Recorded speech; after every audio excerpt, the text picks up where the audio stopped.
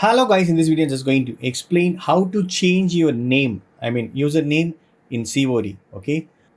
So tap this options button on your controller and then go to settings. So here, right, we need to come to account and network, tap it, and here you can see this options activation account. If you have already linked your account, right, here itself you can change that username. So I'm going to change that, so tap X.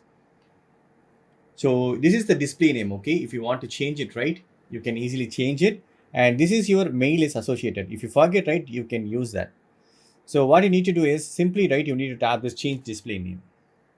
So here I'm going to enter the new name. Once you changed it, right, you can give confirm. Already I have used this option because you earn one rename token every 6 months. So in the 6 months, right, I have already used, there is no tokens for my account. So after 6 months, right, it's completed, I'll be able to change the name. So you can change your display name in this way. That's it, friends. Hope this video is very much helpful. Thank you so much for watching. Please put a comments and feedbacks from me. Thank you. Bye and take care.